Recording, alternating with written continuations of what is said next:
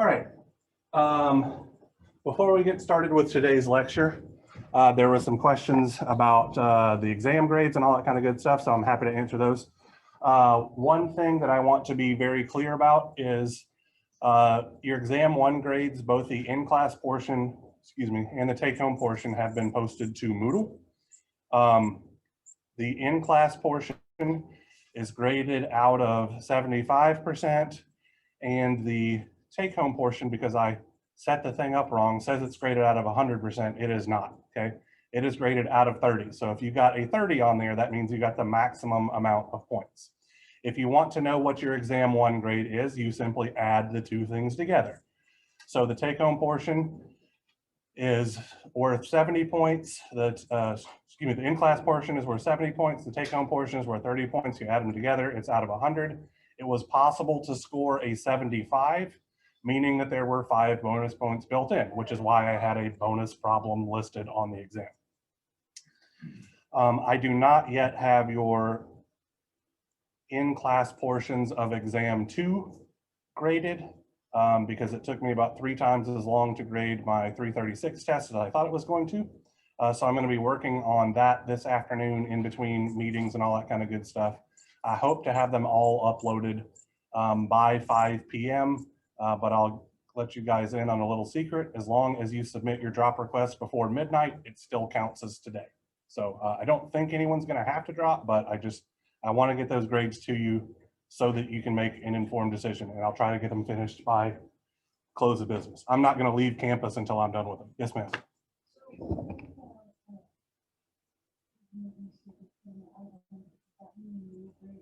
The Moodle grade is always wildly wrong because I never set up the weights or anything like that either. Yeah, so the Moodle grade is about as accurate as me looking at you, not remembering who you are and saying, you look like you probably have a 70. It's that off. I have no idea how representative the Moodle grade is of what you have in the class. The syllabus has the grading rubric and all that kind of good stuff, and you guys are engineers, so you should know how to use Excel and dump numbers in and get your grade out. So yeah, the syllabus is purely for record keeping, not for in any way, shape, or form representing what your grade in this class is. All right, any other questions regarding any of that jibber jabber? All right, so we have 2 topics that we are going to talk about today. The first of which is power in multi-frequency circuits.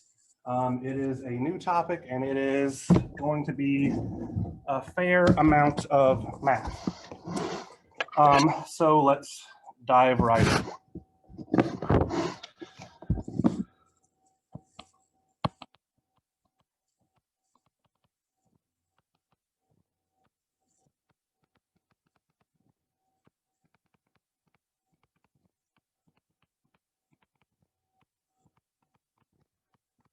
Oh, I guess one other thing that I want to mention before we get into this. Who's got their, okay. I forgot about posting the filters homework for so long that I just decided to not do it. So the only filter stuff that you'll have is what you did on your test and what you're doing on your take-home portion, and that's good enough for me. Because that's technically not something that I'm required to teach for this class anyway, so I don't feel bad about not giving homework. So anyhow, just wanted to mention that. So you should not expect a filters homework to just sneak up and bite you in the ass with only one day to do it or anything like that. Not at all. I did post homework for the lecture that we had on Monday, but I didn't make it due until after you turn in your take-home test so that you can focus on that first and not have a homework assignment on something that has nothing to do with your test due before your test was due. All right, so with that out of the way, now let's jump into this. So let's say that we have an arbitrary load.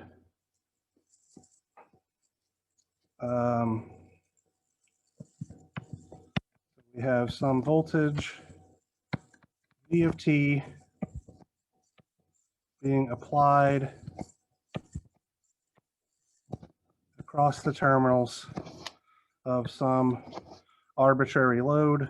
So I'll just call this a linear network, meaning it contains resistors, capacitors, and or inductors. And we know from Ohm's law that if we apply a voltage across it, we should see some current flowing through it. So let's say, for the sake of argument, that our total voltage, V of t, is of the form Vm1 cosine omega 1 t plus some phase angle theta V1 plus Vm2 cosine omega 2 t plus theta V2. We would expect to see that our response, or our current in this case, would be of the form Im1 cosine omega 1 t plus theta I1 plus Im2 cosine omega 2 t plus theta I2. The power is then going to be these two signals multiplied together, right? So just as a quick aside, we are going to be using the following trig identity a whole heck of a lot right now. That trig identity is A1 cosine, let me call it angle 1. Angle 1 multiplied by A2 cosine angle 2 is 1/2 A1 A2 times the cosine of angle 1 minus angle 2 plus the cosine of angle 1 plus angle 2. This is the exact same trig identity that we used on Monday for instantaneous power. So with that in mind, the instantaneous power across our load is going to be V of t multiplied by I of t. And so unfortunately, we're just going to have to FOIL this big thing out. Okay, and it's going to be ugly, not gonna lie, but it's going to tell us a couple of interesting things about the power in a multi-frequency network. So the first thing that I'm going to do is I'm going to call this guy right here A, B, and C, and D. So I'm going to multiply A and C together. All right, and so what that's going to do is it's going to give me a factor of 1/2. Let me just make sure that person is just saying that they're here. Okay. Times Vm1 Im1 cosine. So we're going to have omega 1 t plus theta Vi minus omega 1 t plus theta theta V1 minus omega 1 t plus theta I1. That's just going to look like theta V1 minus theta I1. And then we're going to have 1/2 Vm1 Im1 cosine, and now we add the angles together. So it's going to look like twice omega 1 t plus theta V1 plus theta I1.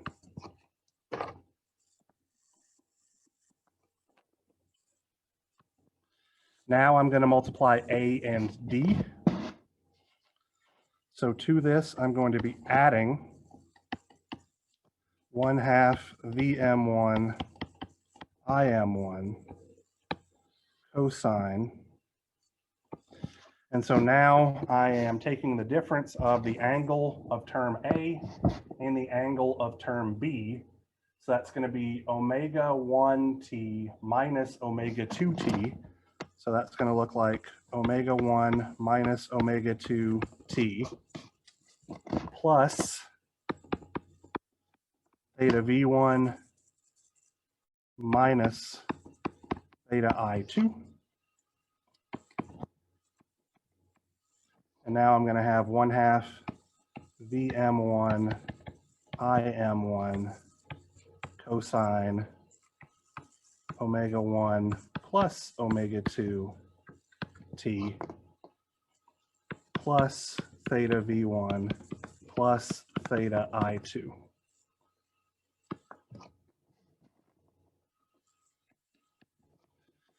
Now I'm going to multiply terms B and C together.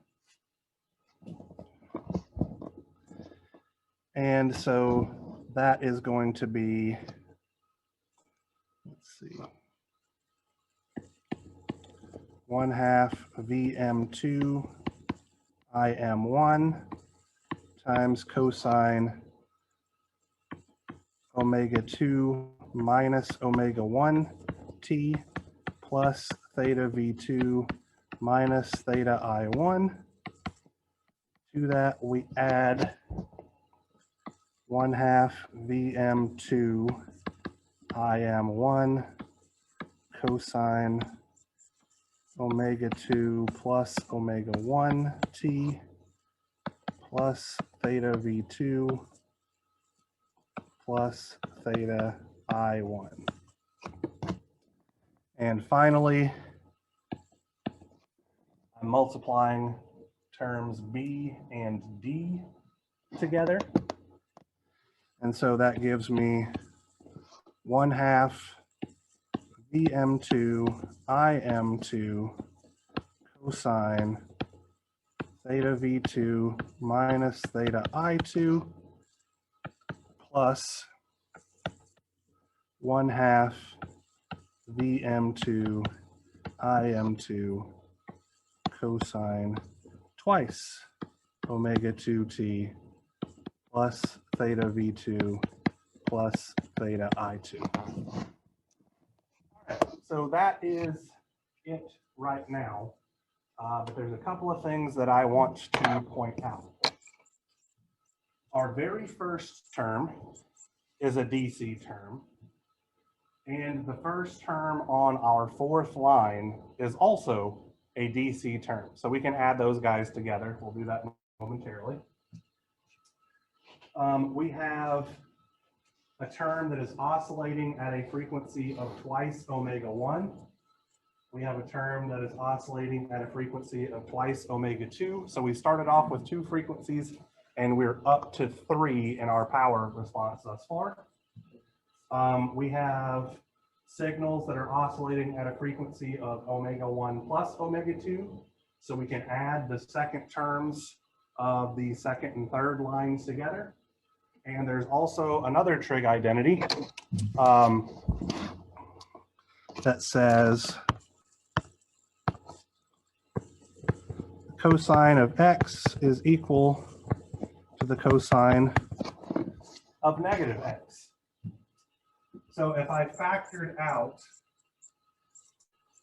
a -1 from my angle right here, this would give me negative omega1 minus omega2 minus theta V2 plus theta I1. So effectively, I'm saying that we can group the first terms of the second and third lines together as well.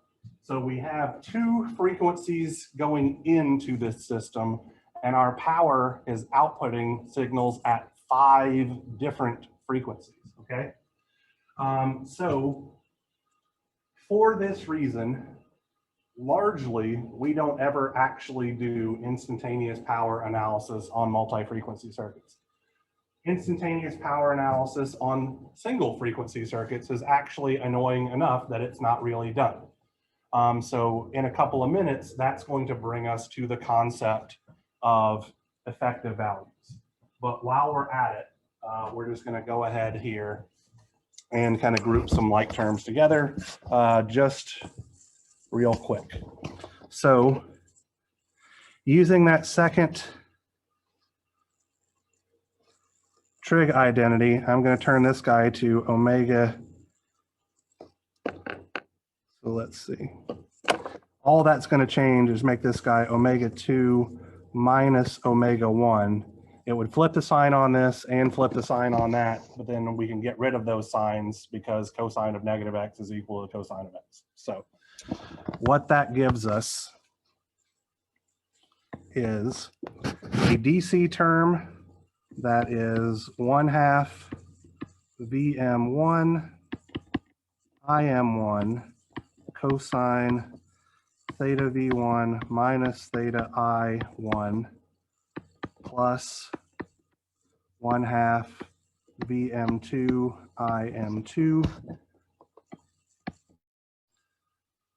cosine theta V2 minus theta I2. So this guy right here, C portion. Then we are going to have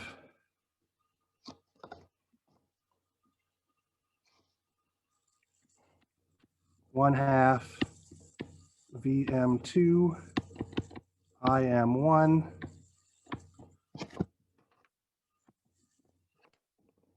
yeah, no, I should have left that as it was. Oh well. Cosine omega 2 minus omega 1 t plus theta V1 minus theta I2 plus 1/2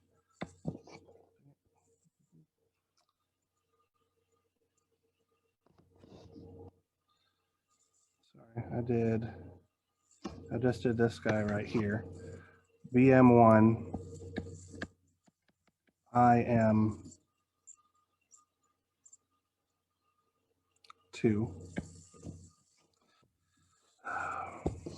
go away.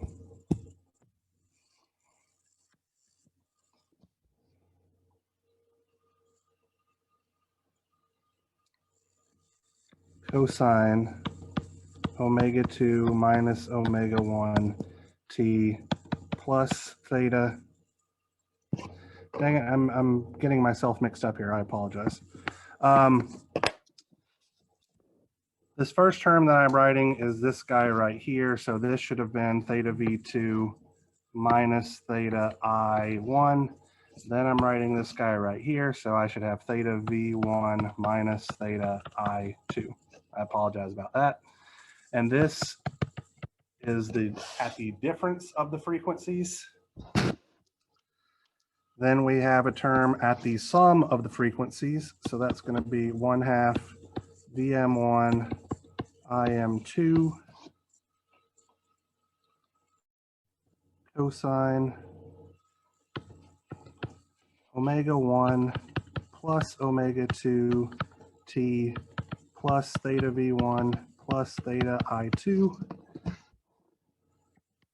plus 1/2 VM2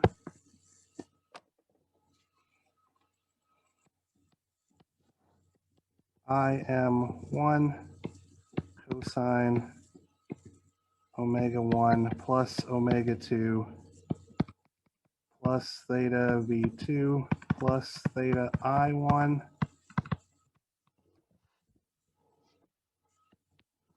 plus 1/2 VM1 IM1 cosine twice omega t plus theta V1 plus theta I1. So this is at twice omega 1 plus 1/2 VM2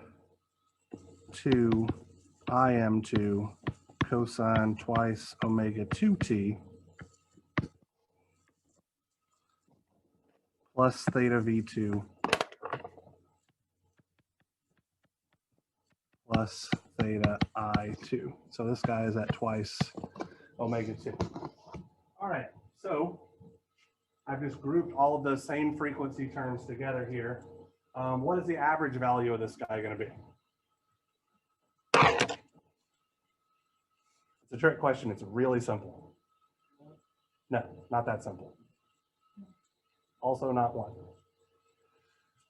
So when we had the instantaneous power equation for things at one frequency, it was split up into a DC term and an AC term, right? And the average value was just the DC term. because for the AC terms, they're sinusoidal. So half the time they're above that DC value and half the time they're below that DC value.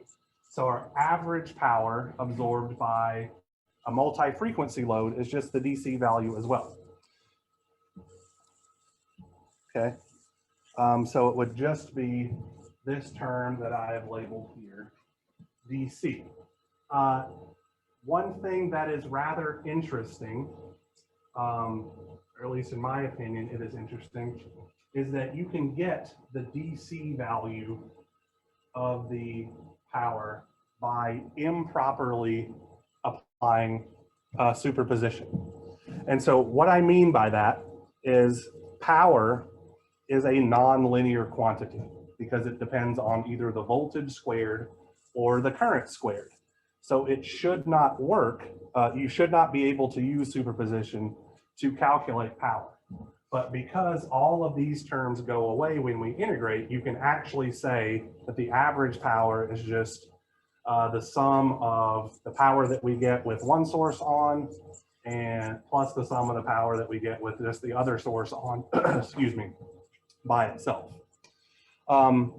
When we get into effective values, we'll use this relationship to be able to develop a way to determine the average power for a multi-frequency circuit that has an infinite number of frequencies actually very trivially.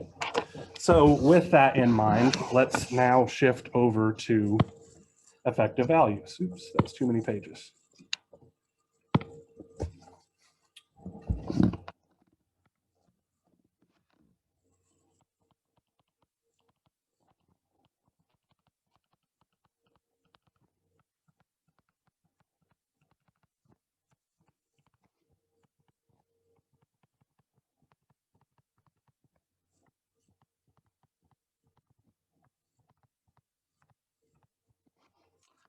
Okay.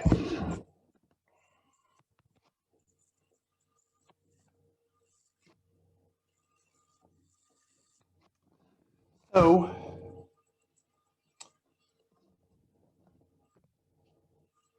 Mr. Ziegler,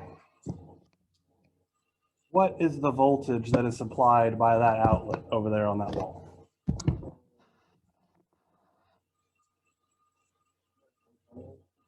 120 or something like that. Okay. So in the United States, is power distributed as an AC signal or as a VC signal or a DC signal? AC. So you said that the voltage drop that's being supplied by that receptacle is 120 volts. How does that in any way, shape, or form characterize the AC contribution of that signal? Average value? Not at all, okay? So if it were a sinusoidal signal, what's the average value of a sinusoid? 0, right? If it would just have a purely sinusoidal signal. So what electrical engineers have done is they've developed what is called an effective value, which is really just the DC value that would say, supply the same amount of power as the AC quantity of interest, okay? So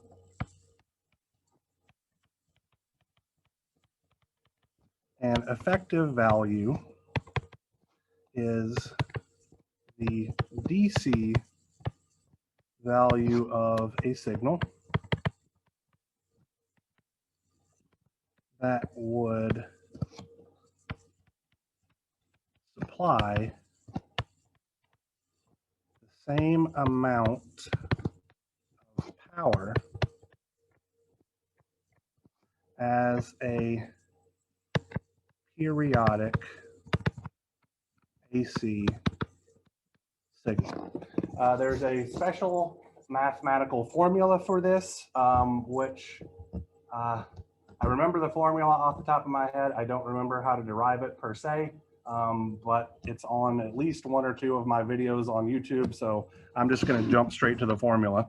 For voltages, the effective value is the square root of 1 over the period of the integral over one period of the voltage signal squared. And for currents, I effective has the exact same relationship. It is 1 over the period of the integral of the current waveform squared over exactly one period. Excuse me. This is valid for any periodic waveform. Okay, so let me explain what this series of operations is doing. Okay, so we are squaring our signal of interest.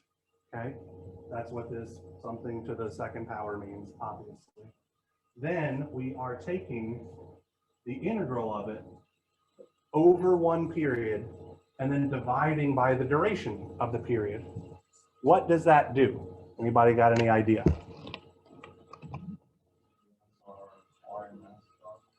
So that's what this whole thing is doing, is giving us our RMS value. But it's taking the arithmetic mean, or the average of the square of the signal. And it's important that we're taking the average of the square of the signal, because the average of the square has some non-zero value, whereas the average of the signal itself will always be 0, right? So that's why we've got to square it. Then we take the square root of that. So we have the root of the arithmetic mean of the square, or the RM, which is probably what you're most familiar with. So when we say that that receptacle there has 120 volts, we're actually, or supplies 120 volts, what we're actually saying is that it supplies 120 volts RMS, which is the DC equivalent of 169.7 times the cosine of 120 pi t plus whatever the phase angle happens to be. It's a shorthand notation so that we don't have to carry, excuse me, all of that frequency and phase angle information every time we want to do a simple calculation, okay? So effective values are just a shorthand notation for determining power. So let's determine the effective value of a simple waveform. Oops, what did I just...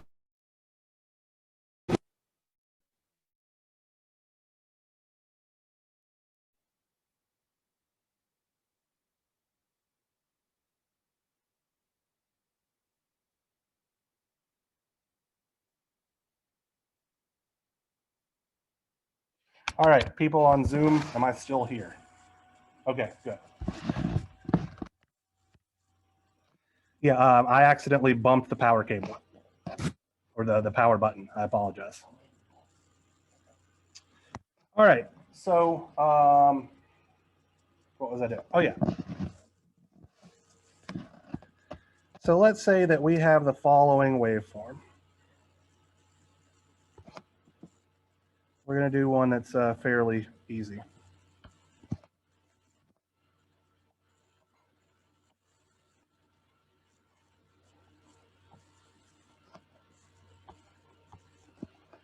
It has a value of 5 volts. So this is a voltage as a function of time.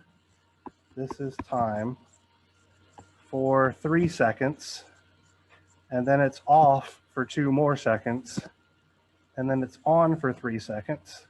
And then it's off for 2 more seconds. And that just repeats over and over and over again. So we are going to calculate the RMS value of this signal. So we're going to have to know a couple of things. We need to know how to describe this signal as a function of time. So let's start there.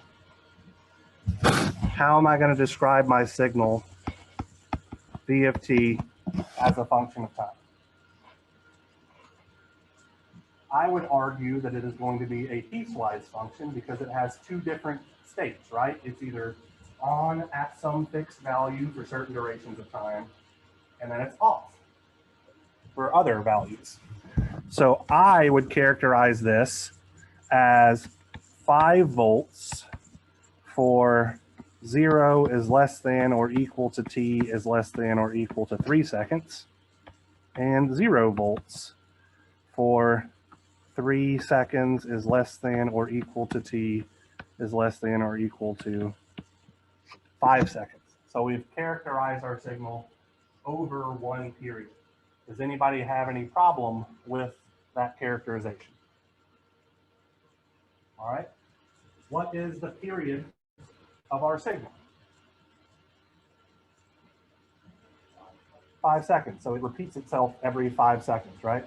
So we can look at that as, if we look at this leading increase in voltage up to 5 volts, it occurs at 0, and then again at 5, and then again at 10. So we can see that it's periodic every 5 seconds. Or we could look at where it falls to 0, it occurs at 3, and then it occurs at 8. Presumably it'll occur at 13 as well. So we can see that it's 5 seconds. It doesn't matter where we measure this thing, whether it's the leading edge or the trailing edge of the voltage pulse, we're going to get a period of t is equal to 5 seconds. So just for argument's sake, I'm going to define my period as such.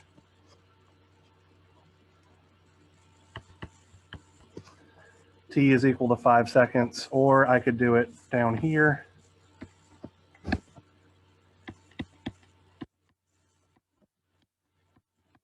Like this. Doesn't matter. That's what I just want to be clear about. Yes, sir.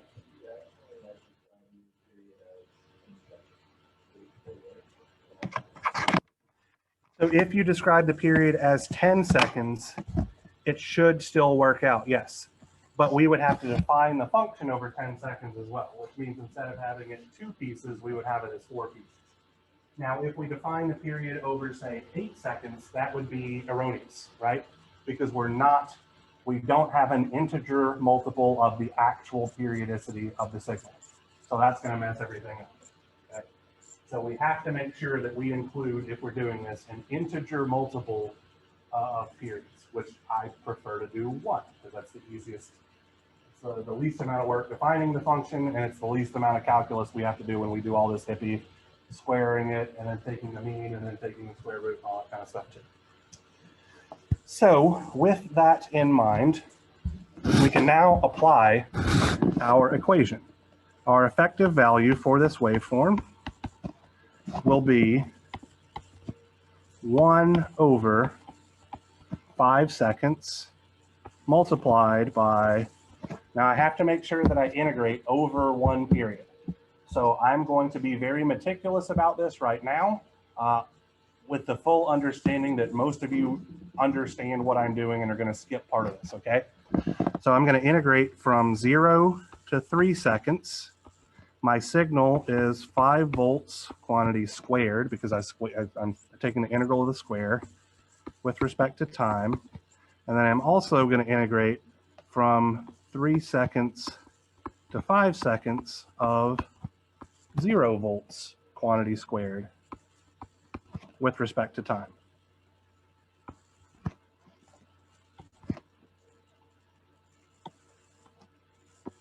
Okay. So obviously, my second integration does absolutely nothing. I am including it only to illustrate the fact that we have to integrate over one full period of this guy to not get garbage answers, okay? So just because it turns off at 3 seconds doesn't mean we put 3 seconds here, okay? So I just want to be very, very clear about that. All right, so with that taken care of, we will have 1 over 5 seconds times. So if we square 5 volts, we're going to have 25 volts squared. And that is a constant, and we're integrating, so we're going to have 25 volts times time evaluated at 3 seconds and 0 seconds.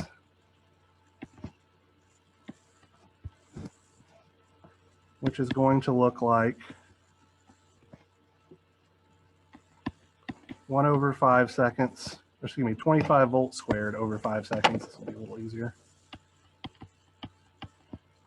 Times 3 seconds minus 0 seconds looks like the square root of 75 volts squared over 5 seconds is the square root of, excuse me, that shouldn't be a seconds there anymore. 15 volts squared, which means V effective is the square root of 15 volts RMS. So whenever we take the effective value of a voltage, we are going to use the units volts RMS to signify that we are dealing with an effective value and not a time domain value. Okay, or yeah. So this is a fairly trivial waveform, but we could apply this again to any periodic waveform. Since we are dealing with sinusoidal functions, it might be handy for us to develop some relationship for sinusoids, right? So let's say that I of t is Im cosine omega t plus some phase angle theta I.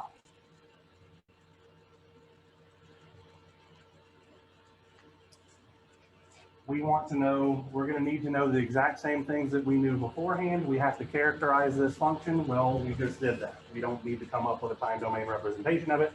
We already have that, but we are going to need to know the period. So I asked you guys who had several calculus classes and circuits 1, and we talked about this earlier in this class. What is the period of this sinusoidal function with an angular frequency of omega? Close.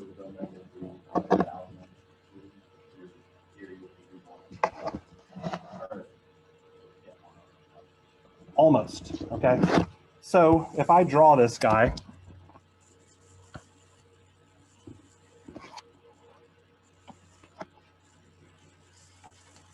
and I'm just arbitrarily drawing a sinusoidal function, not particularly paying attention to anything, so just trying to make it roughly even. Our period is obviously the time it takes for our sinusoid to complete one cycle. So we could start at our 0 crossings, or we could do it for our peak values, or we could do it for our negative peak values. As long as we're looking at the same point in time on our waveform, we have the same thing. So the period is the time it takes for one cycle to occur, okay? So the period is 1 over f, which is the linear frequency of our waveform. The angular frequency of our waveform, omega, is related to our linear frequency by the following relationship. So omega is 2 pi f. So effectively what we're saying is f is our linear frequency, which tells us how many cycles we have per unit time. The period is then the time it takes for one cycle to occur. Omega takes that number of cycles per second and multiplies it by 2 pi, giving us radians per second, which is what we've been using all throughout. So our period expressed in terms of omega is actually omega, 2 pi over omega. I got it upside down.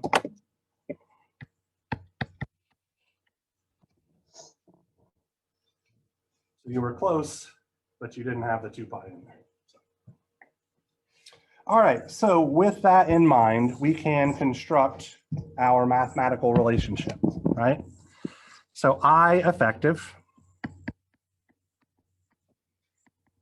is going to be the square root of, so we're going to have 1 over t, so that's going to look like omega over 2 pi times the integral over 1 period, so from 0 to 2 pi over omega of our current waveform squared, which is going to be 1/2 Im squared cosine,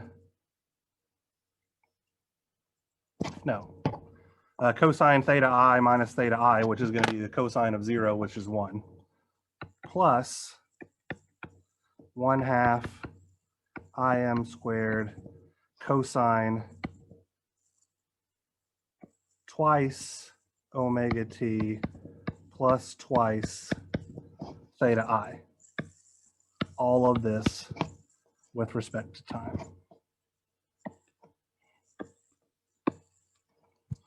I'm going to break this up into 2 integrals.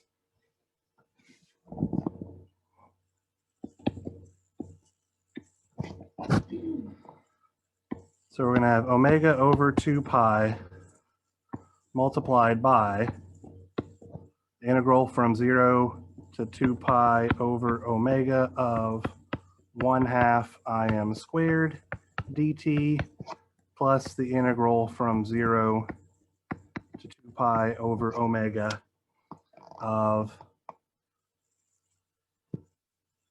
1/2 Im squared cosine twice omega t plus twice theta I dt, close my bracket, square root over this whole thing. And here's where it becomes critically important in understanding what these operations are doing, okay? We're going to focus for a moment on this second integral, okay?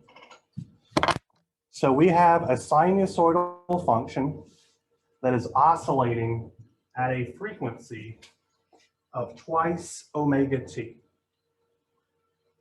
And we're integrating over the period of a function that has an angular frequency of omega. So this integral that we're doing is actually just integrating this cosine function over 2 periods, okay?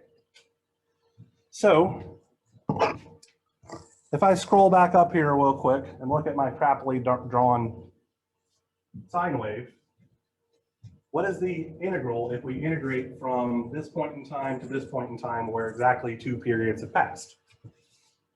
0, right?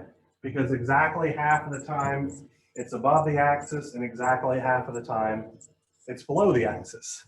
So we know that the integral of 1/2 Im squared cosine twice omega t, blah, blah, blah, all this stuff goes to 0. So what we're left with is just this first term. 1/2 is a constant. Im squared is a constant, so we can actually just pull that out. And so what we're going to get is the square root of omega over 2 pi times 1/2 Im squared times t evaluated at 2 pi over omega and 0, which just looks like omega, that's not an omega, that was a 4, 2 pi times 1/2 Im squared times 2 pi over omega. And we are left with Im divided by the square root of 2. Okay. I know that you guys learned that in circuits 1. I don't know whether or not you derived it or if it was just told to you. But this is a very interesting thing, okay? The reason why I say that it's rather interesting is because the effective value of a sinusoidal waveform does not depend on the frequency of the waveform or the phase angle of the waveform in any way, right? If we have the magnitude, that's all we need. We divide it by the square root of 2, and we instantly have our effective value. Okay.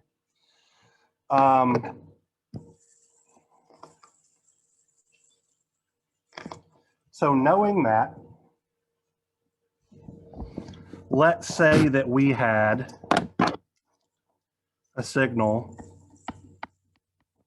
V of t is equal to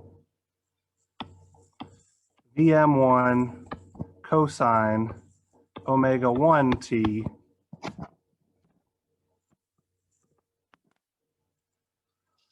plus theta V1 plus Vm2 times the cosine of omega 2t plus theta V2 all the way out to Vmn cosine omega n t plus theta Vn. Okay, so we have potentially an infinite number of sinusoidal signals all added together, which if you have taken,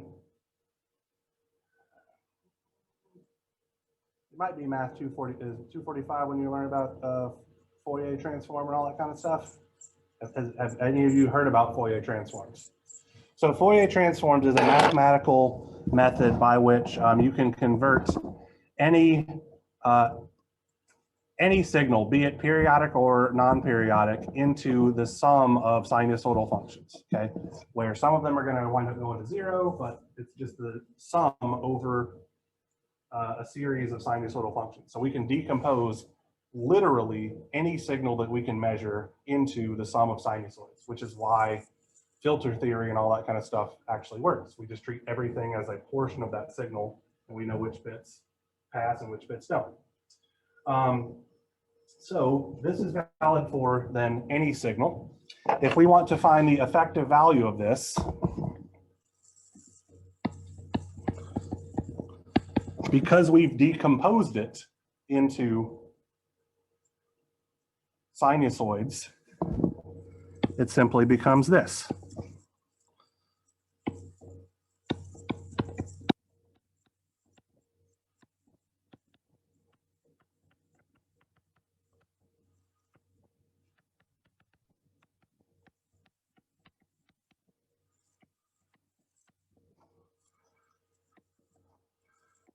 We just find the effective value of the individual sinusoids at their specific frequencies, square it, add them all together, and take the square root, and out pops the effective value, which is the exact result that we would get doing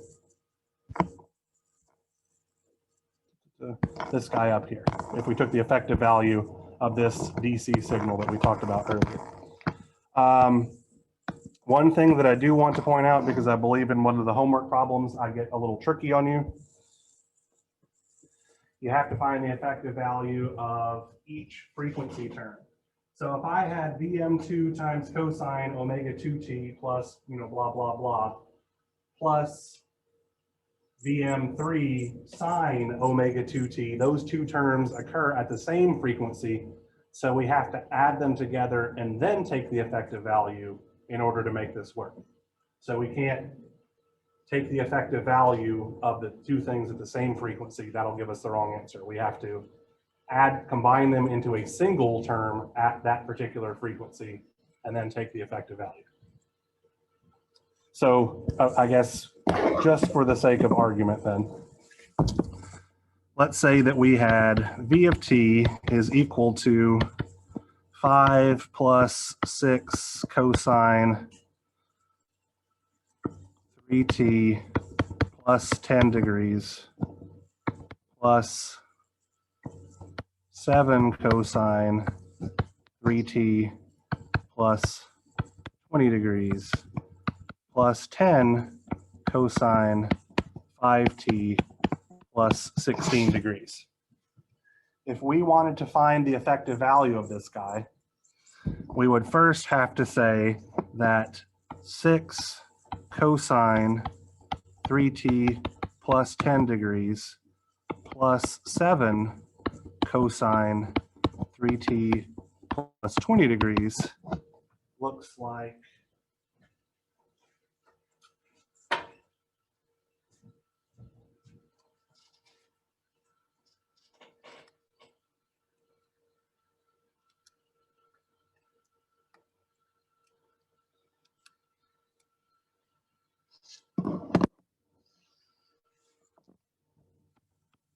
excuse me, 12.951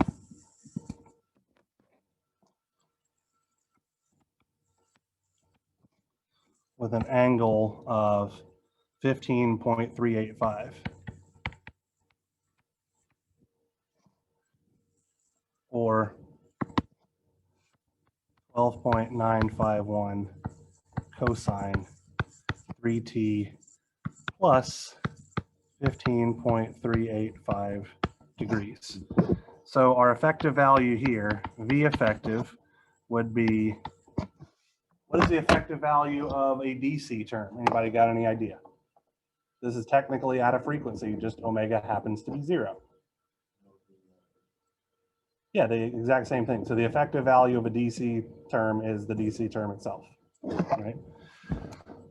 So this is going to look like 5 squared plus 12.951 over the square root of 2 squared plus 10 over the square root of 2 squared would give us the effective value. And I'm not going to bother typing this into the calculator. Okay. So we have the effective value at an omega of 0, the effective value for omega is equal to 3, and the effective value for omega is equal to 5. You square all those effective values, add them together, and take the square root, and that gives us the effective value of the multi-frequency signal. Okay, I think that's enough out of me for today.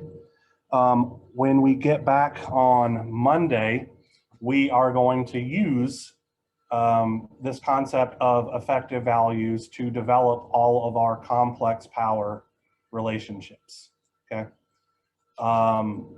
Starting with our average power and then working into reactive power, apparent power, all that kind of good stuff. We're going to talk about power factor and everything, and then depending on if we have time, we'll do power factor correction on Monday. If not, we'll move that to Wednesday.